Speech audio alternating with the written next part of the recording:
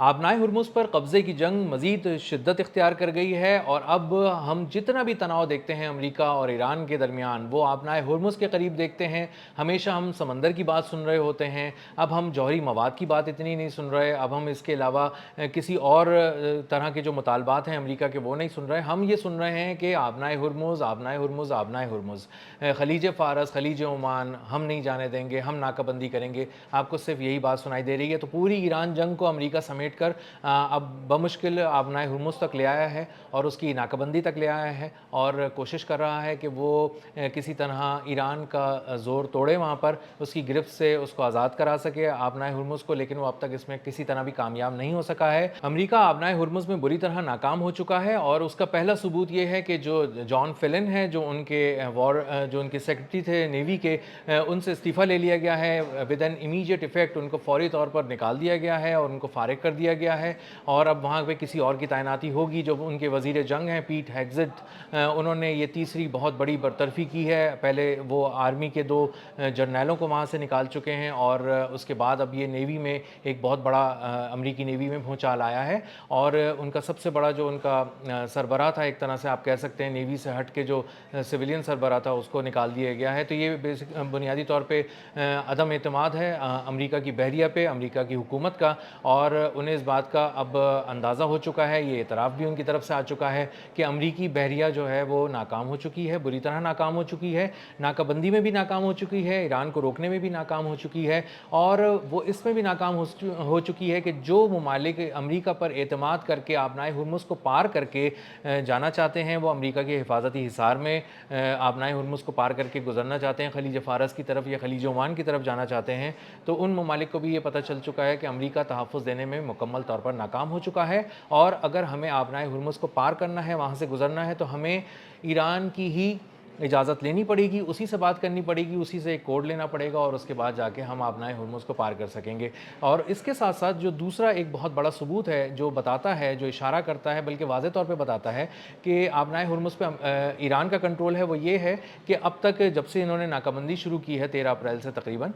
یہاں پر جو 34 جہاز ہیں ایران کے جو گزر چکے ہیں, بہت ہی کامیابی سے آبنائے ہرمز پار کر چکے ہیں. اور یہ ترکیہ کا TRT کنفرم کر رہا ہے کہ 34 جہاز جو ہیں میری ٹائم سورسز سے, کہ وہ امریکہ جو ایران کے ہیں وہ کامیابی سے آبنائے ہرمز کے اس طرف بھی آئے اور اس طرف بھی چلے گئے بہت کامیابی سے, اور امریکہ کی بحریہ کے سامنے چلے گئے, امریکہ کی بحریہ کی ناک کے نیچے سے چلے گئے. امریکہ کی بحریہ ان کو وارن کرتی رہی لیکن وہ نہیں رکے اور وہ وہاں سے چلے گئے. اور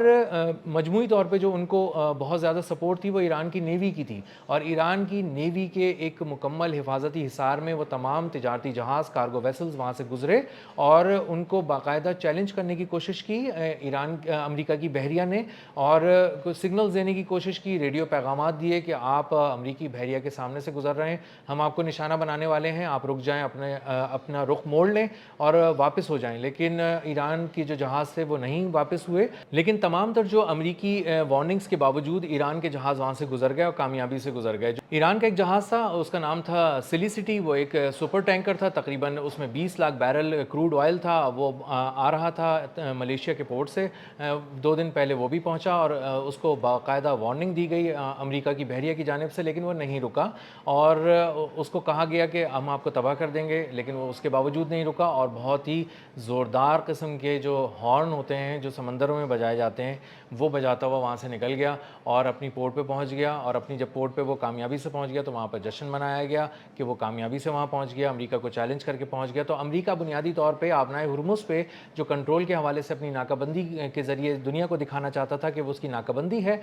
وہی اس کو کنٹرول کر رہا ہے اور اسی کی اجازت سے ہی وہاں سے گزرا جا سکتا ہے. وہ اصل میں پاش ہو چکا ہے اور ایران کے پاسداران انقلاب نے کہا تھا کہ اگر اس طرح کی کوئی چیز امریکہ نے کرنے کی کوشش کی, آبنائے ہرمز پہ کسی بھی ملک کے جہاز کو روکنے کی کوشش کی اور یا گزروانے کی کوشش کی وہاں سے,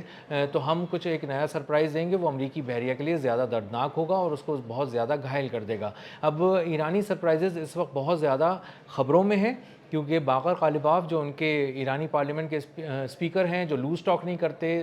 ضرورت سے زیادہ بولتے نہیں ہیں، سنجیدہ بات کرتے ہیں، انہوں نے یہ بات کی ہے کہ ہمارے پاس کئی سرپرائزز ہیں امریکہ کے لیے، اگر نئی جنگ چھڑی تو نئے سرپرائزز کے ساتھ ہم میدان جنگ میں اتریں گے، اور تمام جو فیلڈز ہیں یعنی سمندر ہے، فضا ہے اور زمین ہے، اس کو گرم کر دیں گے اور وہاں پہ نئے سرپرائزز دیں گے، اور وہ سرپرائزز امریکہ کے لیے پہلے سے زیادہ دردناک ہوں گے، اور وہ حیران رہ جائے گا کہ ایران کون سی ٹیکنالوجی اور کون سے زاویوں کے ساتھ ایک نئے انداز سے حملہ آور ہوا ہے اور نقصان پہنچا رہا ہے۔ اب امریکی بحریہ جب اس کو کیلکولیٹ کرتی ہے تو اس کو اندازہ ہوتا ہے کہ وہ آلریڈی ایسے سمندروں میں موجود ہے جہاں کے جو سی بیڈ ہے اس میں میزائلز لگے ہوئے ہیں، وہاں پہ جو ایسی بارودی سرنگیں ہیں جو نہ صرف تیر رہی ہیں بلکہ بہت تیزی سے ایکٹیویٹ ہو جاتی ہیں اور تیزی سے اپنے ہدف کی طرف بڑھتی ہیں، حملہ آور ہوتی ہیں اور اس کو تباہ کر دیتی ہیں ایک زوردار دھماکے کے ساتھ۔ اسی طرح بہت سارے ٹورپیڈوز ہیں جو سب میرینز میں فٹ ہوئے ہوئے ہیں ایرانی بحریہ کی، اور وہاں سے حملہ آور ہوں گے، اور جو پانی کی تہہ کے نیچے سے قیامت ایک برپا ہوگی امریکی بحریہ کے لیے، وہ ایک الگ ان کے لیے چیلنج ہے، وہ اس بات کو سمجھتے ہیں، اور یہی وجہ ہے کہ وہ خلیج فارس میں 1 مہینہ ہو گیا آگے نہیں بڑھ پاتے، زیادہ آگے نہیں آ پاتے، اور آبنائے ہرمز کے قریب آ کر اپنی ناکہ بندی کو یقینی نہیں بنا پا رہے، کیونکہ ان کو اندازہ ہے کہ ایران کی جو بحریہ ہے وہ کئی ایک زاویوں سے وار کرے گی، اور جو اس کی سپیڈ بوٹس ہیں ان پہ کچھ ایسی انہوں نے گنز لگائی ہوئی ہیں جو اینٹی شپ گنز ہیں، اور اس کو بہت ہی بری طرح نقصان پہنچائیں گی، اور جو بھی حملہ ہوگا وہ ایک ساتھ ہوگا، وہ الیکٹرانک وارفیئر کے ذریعے بھی ہوگا، میزائلز کے ذریعے بھی ہوگا، گن بوٹس بھی آئیں گی، اور سمندر کے نیچے سے بھی ایک قیامت ہے جو ان پہ ٹوٹ پڑے گی، اور اس کا مظاہرہ وہ کہیں نہ کہیں قسطوں میں بھی دیکھ چکے ہیں، اور جرالڈ آر فورٹ جو ان کا سب سے بڑا $13 ارب کا امریکی بحری بیڑا تھا، اس کو جب تباہ کیا گیا تو وہاں پہ ڈونلڈ ٹرمپ نے خود کہا کہ 17 زاویوں سے ایران نے حملہ کیا اور اس کو تباہ کیا، تو وہ ایک منظر، دردناک منظر وہ دیکھ چکے ہیں اور ان کو اندازہ ہے، اسی لیے وہ وہاں پر آگے نہیں آ پا رہے، اور ان کو پتہ ہے کہ جو آبنائے ہرمز کے قریب خلیج فارس میں اور خلیج عمان میں کنٹرول ہے وہ ایران کی بحریہ کے پاس بھی ہے۔ دوسری طرف جو کمرشل ویسلز ہیں، جو تجارتی جہاز ہیں، وہ 2000 کی تعداد میں رکے ہوئے ہیں مختلف سمندروں میں، لیکن آبنائے ہرمز کے قریب نہیں آ رہے، اس کے باوجود کہ امریکہ ان کو بلا رہا ہے، امریکہ ان کو کہہ رہا ہے کہ آئیے ہم آپ کو تحفظ دیتے ہیں، آپ آئیں اور یہاں سے گزر جائیں، لیکن انہیں پتہ ہے وہ بہت سارے انجام دیکھ چکے ہیں۔ ابھی کچھ دن پہلے ایران نے اٹیک کر کے ایک جو ویسل ہے اس کو تباہ کر دیا، صرف اس لیے کہ وہ ان کی اجازت کے بغیر آبنائے ہرمز پار کر رہا تھا، اس کانفیڈنس کے ساتھ کہ شاید وہاں پر امریکی بحریہ اس کو